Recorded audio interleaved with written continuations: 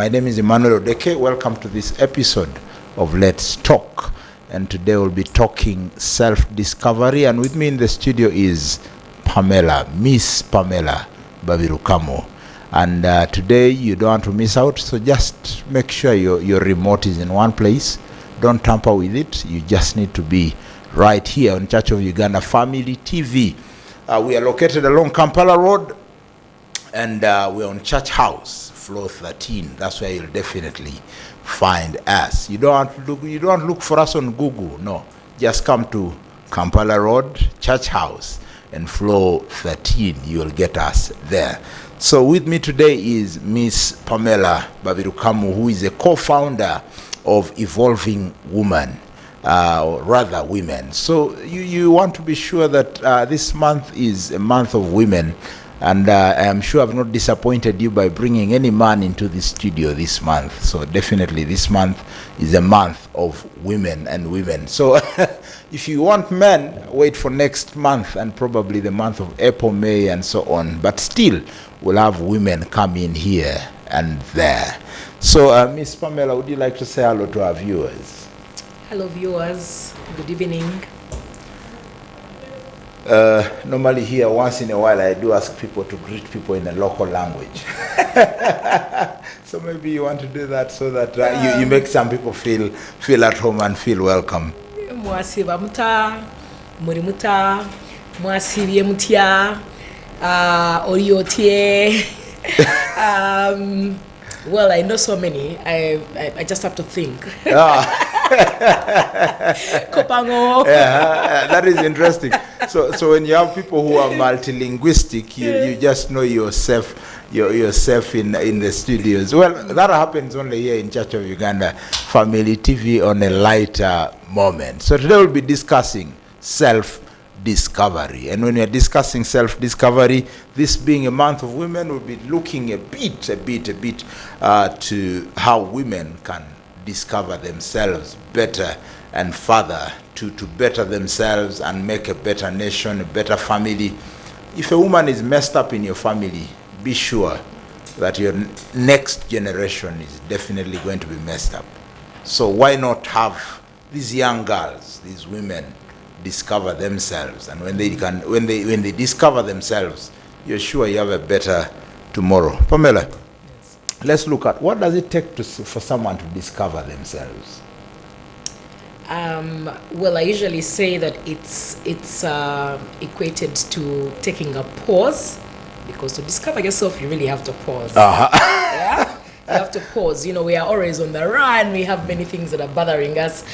But for you to go down the journey of self-discovery, you must take a pause. So for me, it's taking a pause, unpacking who you are, understanding every facet of who you are, and then packaging yourself so that you can be able to live your best life or be your best self. Does that make sense? So basically it is about unpacking yourself. Yes. In other words, in a simple language of a guy who grew up in the streets, destroy yourself to build yourself. Kwepangula. Kwepangula. Absolutely. Then after that, you kwepanga. You kwepanga. Yes, like a gun. Yes. So you kwepangula in order for you to kwepanga. Yes. That is what will help you to discover yourself. So let's start from I said earlier, this is the month of women. Let's start from the women, then we'll move to men and other things. Okay. How best can women self-discover themselves? I guess really there is no difference between the way men and women discover themselves. It's just that one, of course, we're in the month of women, but two, that Evolving Woman actually does deal with women only. But self-discovery is universal. Yeah. So how best can you discover yourself? We realize that growing up, you've been socialized to think in certain ways. There is a way in which society puts you in certain brackets, and then you also have your own beliefs that make you who you are.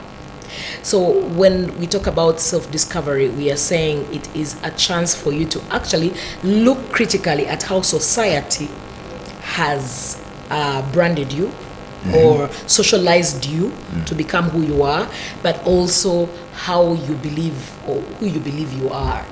Yeah. So we have so many beliefs that are either limiting or, beliefs that actually build us. So it's getting down there and realizing, what are my strengths? What are my weaknesses? How do I accentuate my strengths? How do I, work on my weaknesses? How do I leverage on certain facets of me that make me unique and different?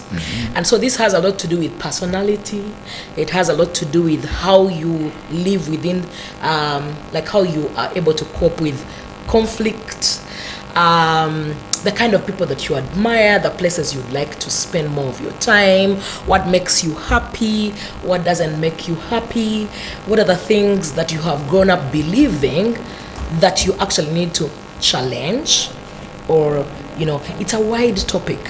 It's a wide topic, but in short, it's really you being able to sit down and understand, who am I? And if you're a Christian like me, you're understanding, what's the blueprint? When God created me, what was that blueprint for my life? It helps you finally to, of course, point you to your purpose here on earth. But it's basically for you to unpack yourself, understand every facet of who you are. What's my personality? How does that play out with society? And what's my role in society with this kind of personality that I have? And then it's also sitting down and understanding, how do I behave around people in certain instances? So it's not just who you think you are, but also who society thinks that you are, that molds you into the person that you want to understand. Now, does who society think you are define who you are? No, it shouldn't define who you are, but it informs you on who you are. For example, sometimes you come off like a very rude person, yet maybe you are assertive. And so you must be able to understand, why do I always rub off, wrongly, with my bosses in this kind of circumstance? When I speak this, I actually don't mean this, but people always take it off, take it that I am being rude, or I am being subtle and quiet and passive, even when I'm actually not being passive. So it's basically to say, how does society view me, and how have I enabled them to view me that way? Both positive and negative. Yeah, society can view you positive, can also view you on the negative side. So it's basically, you shouldn't be defined by what they say, but it should inform you on who you think you really are. Say that in Luganda. Hey. or rather in a language you speak best other than English. I guess probably the best language I would speak would be Luganda. But I need to really organize myself. And put it to place. I have to organize myself to put it in place, yes. So, yes. But what she's actually saying is that it shouldn't...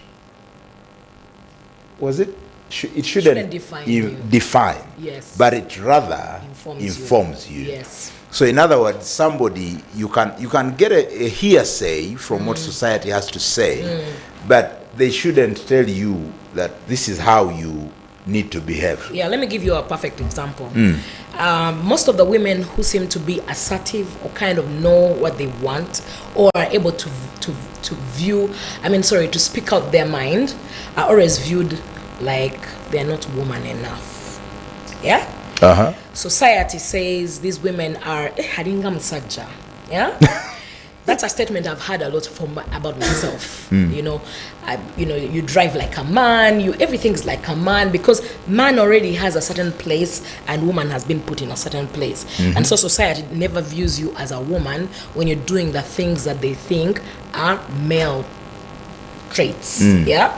And so them saying that I am like a man, one, because maybe I have a deep voice, and maybe because I'm assertive, shouldn't make me second guess my identity. Am I a woman? Was there a default something? Is there something that didn't go right? No, it should just inform me about society and what they are more inclined to like. Men should be doing this more. Women should be more, listening, a little bit back in the back, taking a backstage, back banner. And, so I should be able to understand that, okay, for this society, I am not appealing to them as a woman. So what does that make you? You either have to say, how do I actually try to bring off the right message? Or how do I embrace myself in this society that thinks that I am not good enough? Pamela, just on the other side, culture defines Yes. who a person should be. Yes. Now, we have different cultures. The Baganda, the Batoro, the Bachiga, like yourself, the Itesots, like myself, the Acholi. You understand? Now, these cultures are very different. Now, we have people, now in Buganda here, kneeling is a must-do for every female. Now, in the other place, the Bachiga, kneeling is not a big deal. You don't kneel for anyone. Yes. Even your parents, it is a hug, and everything runs that way. Now, if culture dictates that way, will that help somebody discover their real self with these diversifications in culture? Having every culture believing differently, doing things differently, will that bring out the real person that we think should come out? Because nowadays there's a lot of crossing. You find a Muchiga is in Acholi, you find an Acholi is in Rwachitura, and whatever. Does that help bring out the actual person? I wouldn't say culture does help. Culture informs who you as an individual would, how you would behave within the cultural, should I say, setting. Yeah, because I'm sure that there are some Baganda women who don't like to kneel, even yet they've been raised and socialized to kneel. Yeah, but I wouldn't want to bring in the issue of culture, because a lot of our the things that we have picked on from culture are things that we have grown up seeing. And so if you get someone like me who's almost 50 and then you're telling them, I think every woman must kneel, yeah, it becomes difficult for me to adopt that culture. However, if it's a culture that must be adopted, then self-discovery helps you to understand how easy is it for you to adopt that culture, or how difficult is it. That helps you to discover who you are. So in other words, there are some cultures, Yes. there are some cultural practices that fail someone from discovering their persons, Yes, themselves. Yes, of course. For example, we have so many cultural things like the Baganda say, yeah, guma guma. We have had that culture of guma guma. Women don't, should not cry. Put it together, hold it together for the sake of your children. That only just helps you to bottle up. But at some point, you're a human being who has to vent, who has got to release whatever is holding you back, whatever it is that is building up within you. And therefore, certain cultures will definitely be a serious barrier for you to be able to thrive. Yeah? If you are in a situation where you're grieving and you genuinely are grieving, you're going through a time where you feel like you want to scream, but the Chiga culture says, hey, but Chiga don't scream while they are crying, while they are grieving, yeah? That means that, of course, then you're not able to vent the way you would want to vent. And yet you're actually a human being. And yet you are a human being who naturally wants to vent. So for me, I would say, at that point, once you discover who you are and what helps you to vent or to feel better, because we're all on a quest for a good life. We're all on a quest for a happier life. We're all on a quest for a fulfilling life. But anything that stops you from living life to your full potential definitely is stopping you from enjoying life. And therefore, any culture that gags you, tells you don't talk about these things they never talked about in public, don't do this, don't do that, all the do's and don'ts, most times they're hindering you from living life to your full potential. Interesting things. Yeah. So anything that fails you from living a life to the fullest, yes, is a hindrance. Is a hindrance. Very interesting things.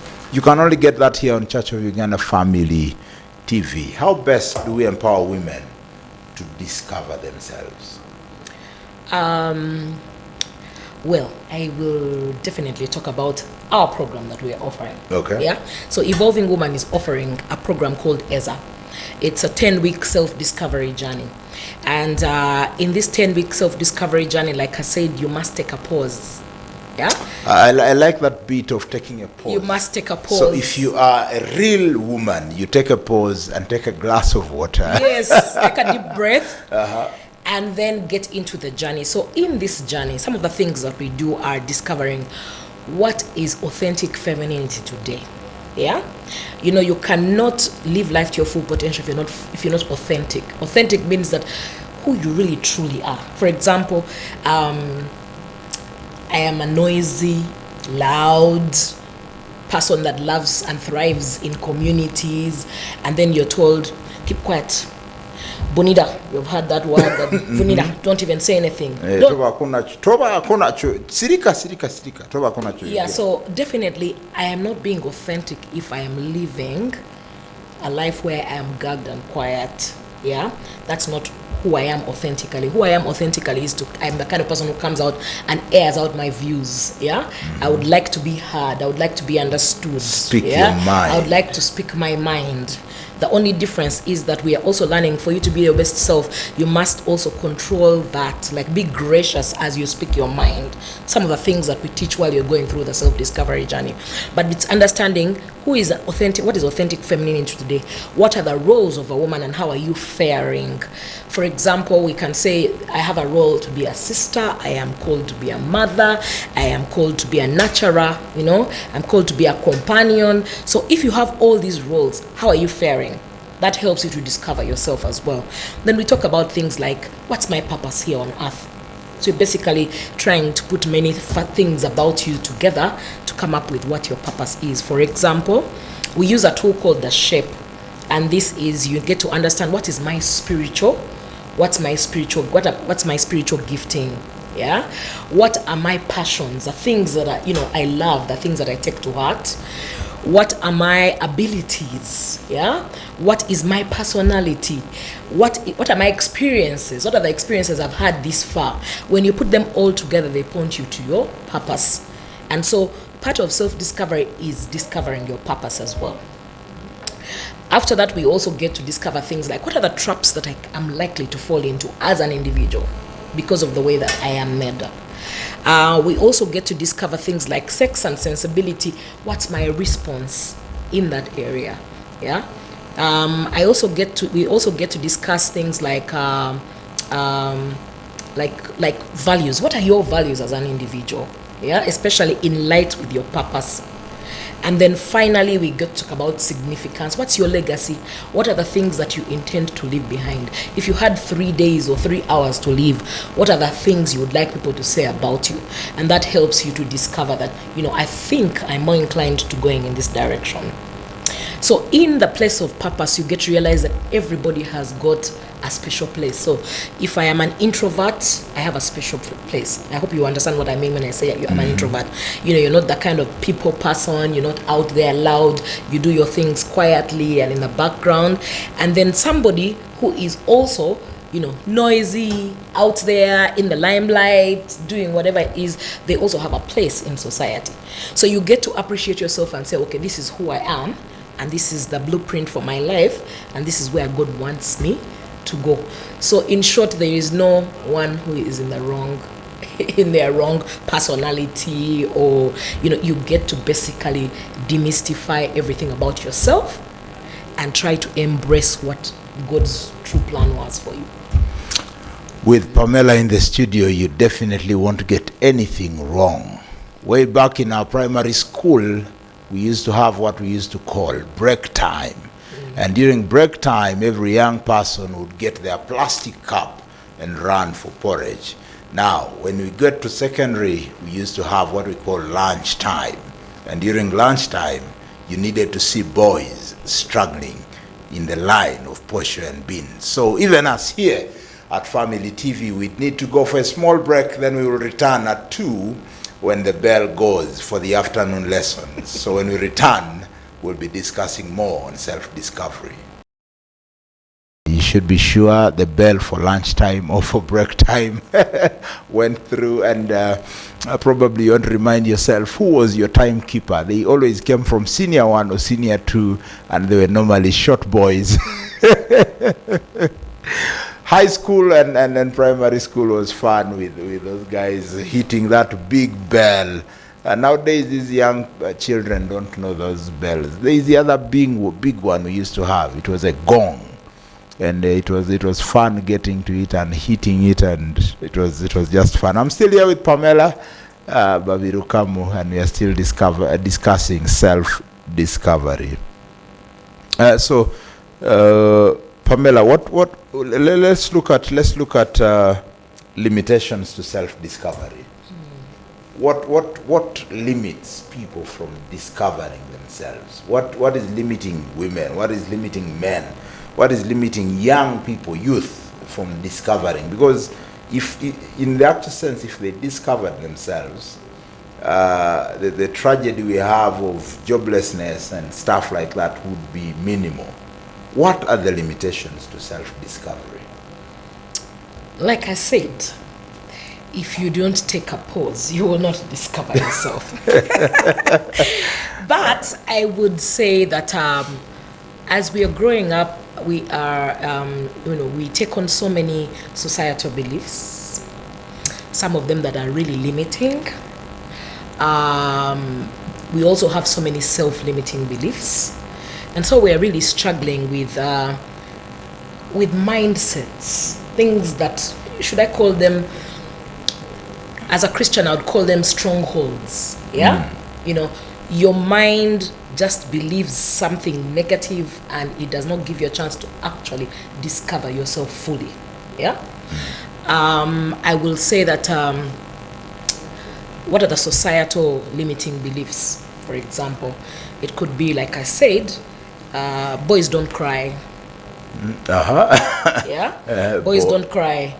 And then what happens when you have a need to cry and vent? And sometimes crying is a process, and it helps in healing. Definitely.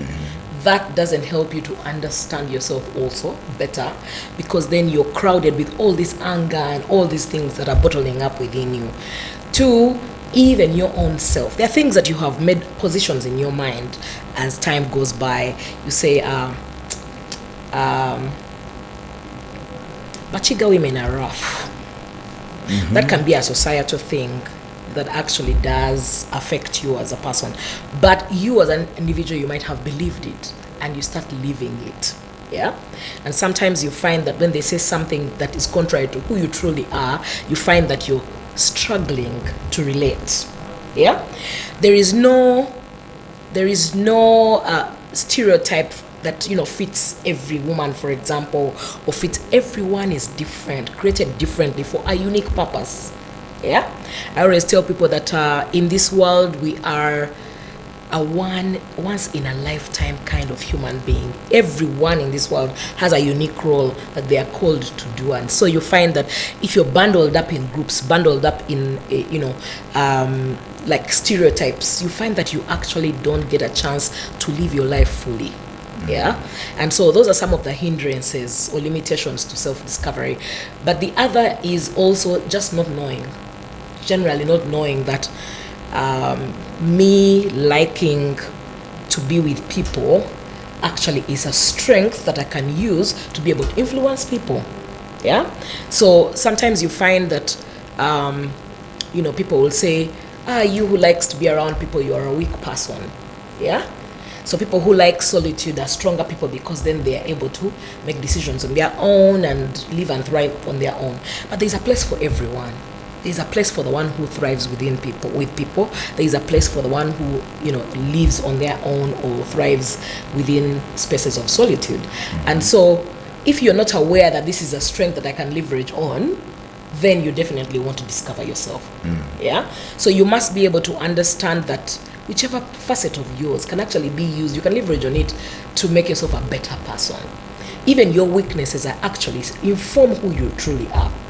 So it's in understanding that these are my weaknesses. If you do a SWOT analysis of who you are, it helps you to appreciate who you are better. If these are my strengths, then I can use them better to do A, B, C, D, X, Y, Z.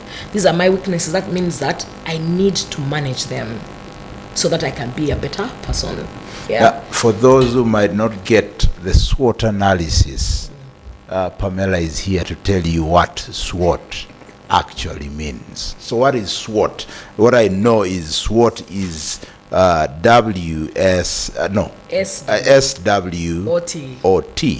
So what does S stand for? It is your strength. It is strength. Yes. And then W stands for your weaknesses. Your weaknesses.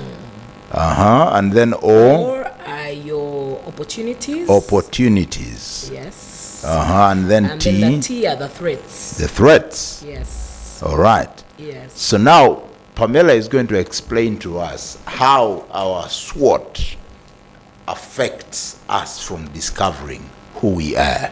And that is what she's going to do. Maybe reframe it to how our SWOT informs our self. Exactly. Journey. So how the SWOT informs our discovery Yes.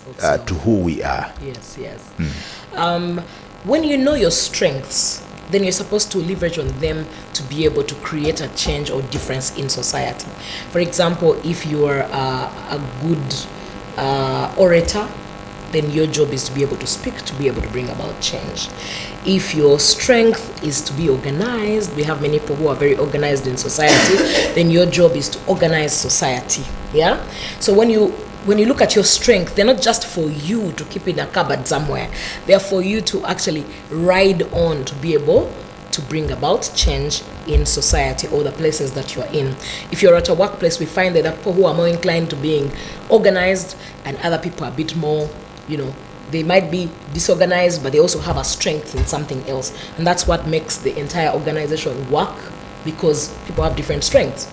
And then if you get to know your weaknesses, then you realize, okay, I am not a good timekeeper. So that means I've got to put systems in place to ensure that I manage my time. And that means that it helps you for you to be able to live life to your fullest, or to be able to work optimally, or to be able to serve society as you should. You need to manage your weaknesses. Are you the kind of person who is short-tempered, and therefore how are you managing you being short-tempered? Those weaknesses can dent the strengths that you already are working with to be able to bring about change. And so it's important to know what are my weaknesses so that I can be able to manage them. Then you want to look at the opportunities. Opportunities are the things that you have at your disposal, and this is just in layman language, the things you have at your disposal to be able to operate well. For example, that outside you, beyond your strengths, it could be my opportunities are that I have a group of women that are rallying behind me. My opportunities are that I have a church family TV to be able to speak. That's an opportunity. Yeah, that is something that's outside you that helps you to be able to bring out whatever message or whatever strength or whatever influence you would like to have in society. Yeah, and then the threats are those things that are still outside of you. Now forget about the weaknesses. These are outside of you, but they are threats. For example, I need to think of a quick threat. A quick threat could be that I'm coming to speak on family TV at 9, and that means it's at night. How safe am I going back home? So that is a threat to me coming to the studio at this time. Does that make sense? So it's something outside of you that could possibly limit you from being able to achieve your goal. So for you to understand what your strengths, your weaknesses, your opportunities are, those ones you can leverage on to be able to make yourself better. For example, you have the opportunity of having school fees, you have money, your parents are able to pay school fees for you to go to good schools or opportunities. Yeah, but then the threats, you have to also put systems in place to manage the threats that you are likely to face along the way. So in self-discovery, it's important to do the SWOT analysis and understand what are my strengths, what are my weaknesses, what are my opportunities that I can leverage on to be able to go to the next level, and then what are the possible threats that I would find along the way. Yeah. So in a nutshell, you would say anyone who has done a SWOT analysis has gotten to know who they are. A self-SWOT analysis. Yes. Because you can do a SWOT analysis at work or whatever, that's not necessarily on yourself as an individual. So in a nutshell, if one has done a SWOT analysis for themselves, yes, then they know who they are. To a great extent, because there are other facets that are not just strengths, weaknesses, and opportunities. It's also understanding what's my personality. Yeah? What's my personality, and how does this affect my work that I am doing? Some people are, like I said, laid back. Others are very, like what we call the melancholies. They're very particular.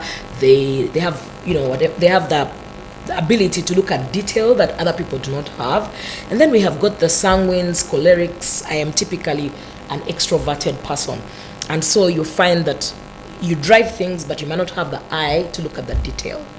Yeah. So when you understand that this is who God created me, then you understand that because I am a choleric and with sanguine tendencies, I am called into leadership spaces. I can be able to drive something. Yeah. And then if you get to know that maybe I'm phlegmatic, I am a bit laid back, but I'm a very good cheerleader as well. So they might look like they're in the background, but their role cannot be negated. Yeah, everyone who is in the limelight needs somebody who is cheering them from behind. Exactly. Yeah, so there's no way you can walk this journey alone. Can you run without being cheered? You can't. You can't. I mean, how do you win when you're not hearing people Exactly. cheering you? You need some guys making noise behind you. Absolutely. So it's just to understand that if this is my personality, then this is what I'm likely to be called to do in society. Yeah. So you find that people like sanguines are very sensitive. They are sensitive. They watch the way you talk, the way you said it, what was the pose, what was the posture. And because of that, they actually are also called into the prophetic when it comes to what their spiritual inclination is. Yeah. So all these things help you discover who you are. And I can tell you, you cannot also discover yourself outside of who God created you. Like, I don't see how you can discover yourself without knowing what God's plan and purpose was for your life. Does that make sense? Because I equate it to a mobile phone. A mobile phone cannot be used optimally if you don't read the manual. Right? Because the manufacturer knew that, for a Samsung, this button is here. For an iPhone, the button is here. So you cannot just read a Samsung manual to understand an iPhone. Don't forget our friends with itel and Techno. Yeah. And Techno and all those. Yeah. Or Redmi, that is now the thing that I'm seeing around. Okay. So we cannot you cannot discover yourself without thinking about what the grand scheme of things. What was God's plan? What was his plot when he was bringing me into the world? What is his purpose? So you're trying to understand yourself from the way God views you, the manufacturer, right? So you must read the manufacturer's manual to be able to understand who you are. So I think self-discovery has many facets. There is one where you really have to sit down and understand yourself from the way you have been, guided by personality traits, your abilities, your ability to withstand conflict, how you deal with woundedness. Some people really go down the drain, others actually bounce out quickly. When you get to understand what is my blueprint, how am I created, that helps you to understand yourself better. Maybe in the next few minutes, if you can dwell a little bit on personality. There are guys who've gotten to understand themselves as short-tempered. And they keep saying in the muna enkwatampola the obusungu nina bungi. Just in a bit, would you speak to those and see how they can be helped? Because they are quite a number, and they tell you in the enkwatampola, when I get annoyed, I can go with your head. I think I wouldn't attribute that to personality, because anybody can be short-tempered if they are harboring anger within. Yeah. So it's just being short-tempered is just a way of releasing, venting what's already on the inside. Yeah. So along the way, so many things happen to us, and we end up having coping mechanism. One of them can be anger. Others can be just shutting down, keeping quiet, like being withdrawn. And someone thinks, these days so-and-so is very quiet. But actually, they're going through something that has made them who they are right now. So for someone to be short-tempered, most times it's not a personality trait. It is something that they have learned as a coping mechanism that is resulting from something else that they are going through. But I would say personality, there are some personality types that are more prone to being short-tempered. Yeah? And I will say that the cholerics, the sanguines, people who are really extroverted, tend to be more short-tempered than the others. Why? Because they express themselves. They're expressive. Yeah. The others might show you they're angry by coiling back. Yeah. But either way, they're both angry. So I would say being short-tempered is not really like geared or towards a personality type. It is. It's something that we learn as a coping mechanism. Yeah, when you have something. So many of us growing up, we have had so many experiences, and all these experiences inform some of the traits that we exhibit. Yeah, you find that somebody is very quiet, not because they're naturally quiet, but because they have learned that to keep quiet is the best way to preserve their energy. I like that. Yeah. So the best way to preserve your energy is just keep quiet. Just shut up. Yes. And let certain things go. And actually, it saves a lot, by the way. It saves a lot, but sometimes you're being passive can be really detrimental in a certain situation. There are places where you need to speak up. There are places where you must be able to speak up. For example, if you see an injustice happening and you're saying, well, that's nothing to do with me, it's them, let them solve their things. That means that you've actually participated in that injustice by not speaking up. And so there is a place for silence, and there is a place for you to be able to speak up. So I think that as part of our self-discovery journey, we get to understand, is my keeping quiet actually from a good place, or is it from a place of woundedness? Yeah? Is my speaking, some of us speak a lot, and you might think that, oh, we speak a lot because we're very confident. Sometimes, are we speaking a lot from a place of a good place, or are we speaking a lot to camouflage something? Sometimes people speak a lot to camouflage certain pains that they're actually going through. So you must be able to understand, when you're going through self-discovery, you must be able to understand, why do I behave the way I behave in these circumstances? You really package, like I said, you unpack yourself literally and get that one piece and get to see and check it and say, but why? But why do I do this? Yeah. So that is Pamela for you. She will not leave anything unpacked. So if you're to get anything right from her, you need to unpack yourself. So if we are discussing personality, let not your personality screw you to a certain level that you can't discover yourself. We're almost getting out of here. Now, before we jump out of here, you're a co-founder of Evolving Woman. What are you guys doing? What is in the pipeline? What is coming out from Evolving Woman? Good question. We are, like I said, we're a movement of women that are empowered to live life to our full potential, and we do this through confidence building and self-awareness. Yeah. So our niche is confidence building and self-awareness. We'd like to build the confidence of women and help them to be more self-aware. If they're not confident, if they're not self-aware, the sky can never be, they can never be able to get to the sky or to hit the glass ceiling in any way, because they are not aware of what their potential is. And therefore,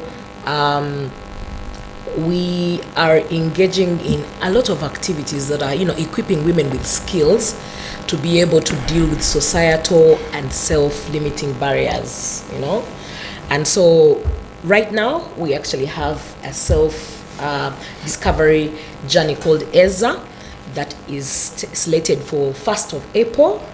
We're going to have the 9th season. We've been having, different seasons for the last 4 years. We are having the 9th season, and what we are doing is basically going to take the women through 10 weeks of unpacking themselves and repackaging themselves so that they can be able to live life to their full potential. So unpacking means destroying. Not destroying. When you say destroy, it means you have to throw away every piece. It just means that you pull it apart. Yeah.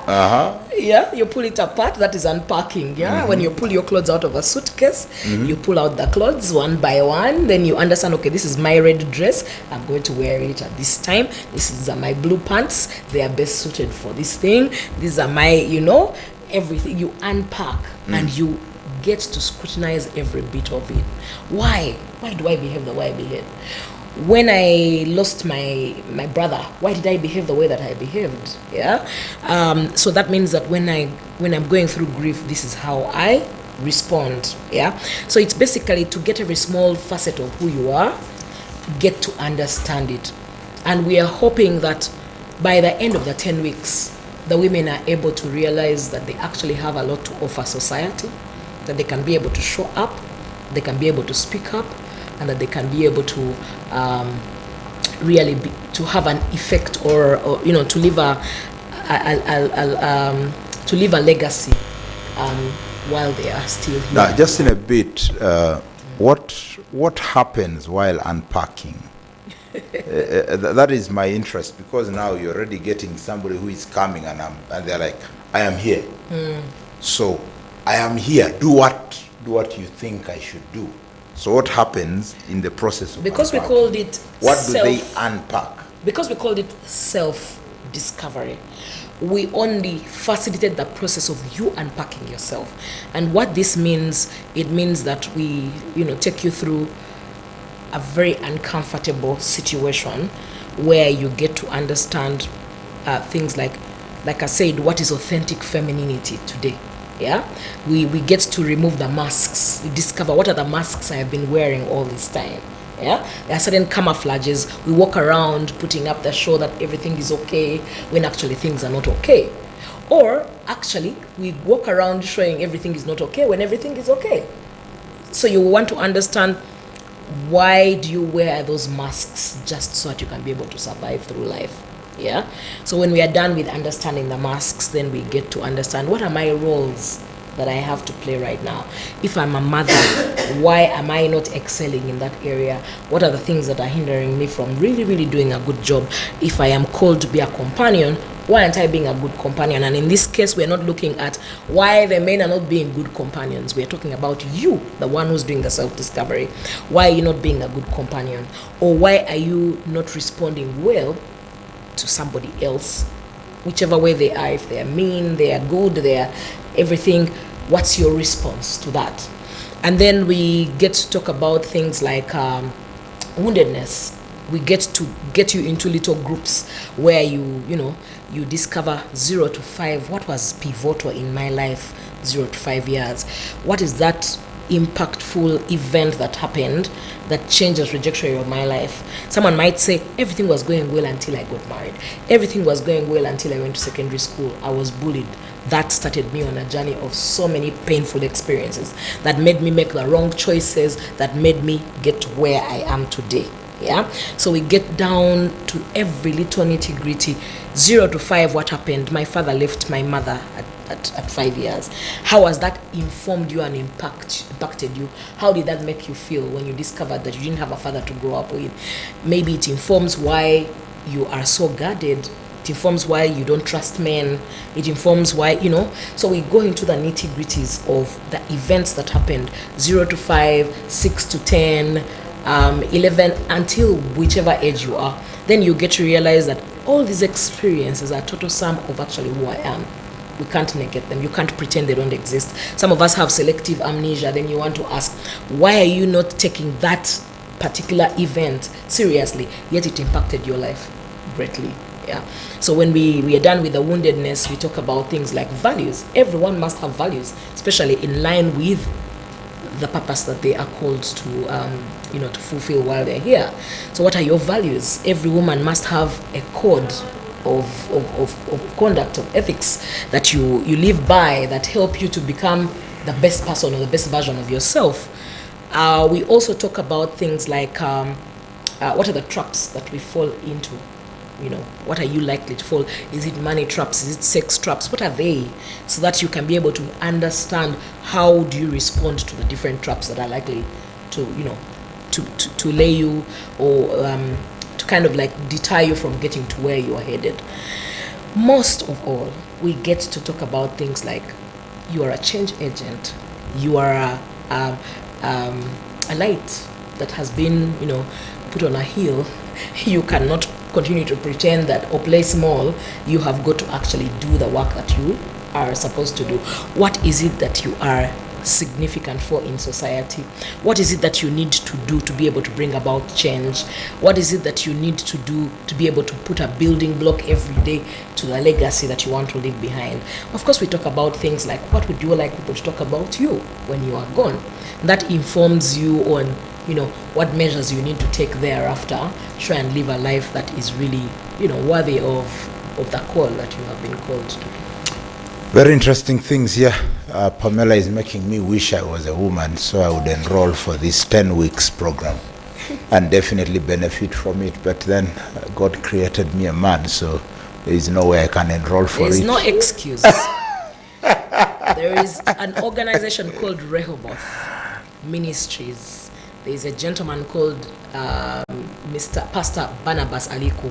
He does exactly what we do, but for the men. The idea why we do not want to mix up the men and the women is that men think differently from women, and therefore you must be able to tackle this from a woman's perspective.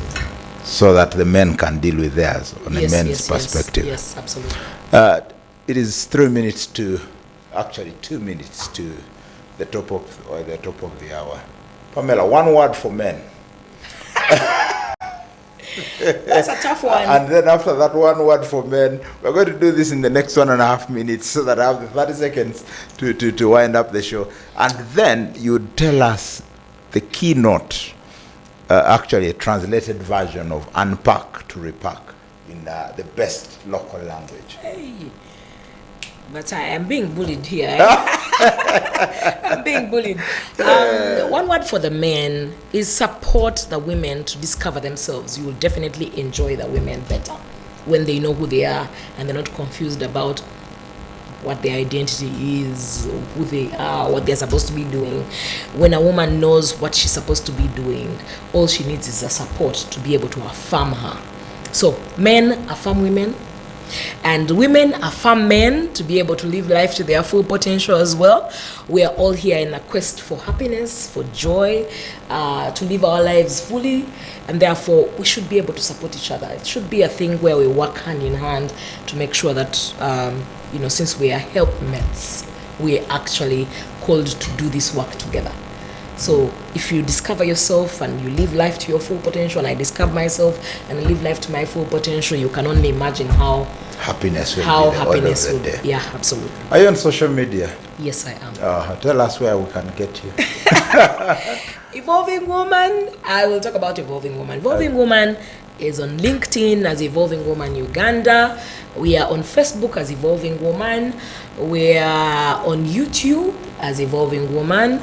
I think when you type Evolving Woman, you will find us absolutely everywhere. Okay. Instagram as well. Yeah. All right. So with that, tell us, unpack to repack. Wow. Once I wasn't a bully in high school, but I will say it in my Luganda that I will unpack and repack. Self-discovery. Kwetegeera. Oyina okwezula. Actually, it's okwezula. Kwepangulula. Newetegeera bulungi n'ogamba nze this is what I am. Kino kyendi ndi bwenti Katonda yantonda bwati nina okukola kino kye nina okukola kyeyandeetera mu nsi okukola. It's basically I keep going back to English. Kwezuula. Newepangulula. Newetegeera buli kantu konna buli kafiifiifi konna n'okategeera. N'oddamu weepanga. N'oddamu neweepanga. N'otegeera nti kati ndi bulungi ndi ready. Thank you for keeping it here on Church of Uganda Family TV. It's always a pleasure. Thank you, Pamela, for coming through. Thank you. From I and the team, it's a good night. God bless you. God bless Uganda. Till we meet again next Tuesday, don't just tamper touching your remote going elsewhere. Family TV is the TV to watch. God bless you.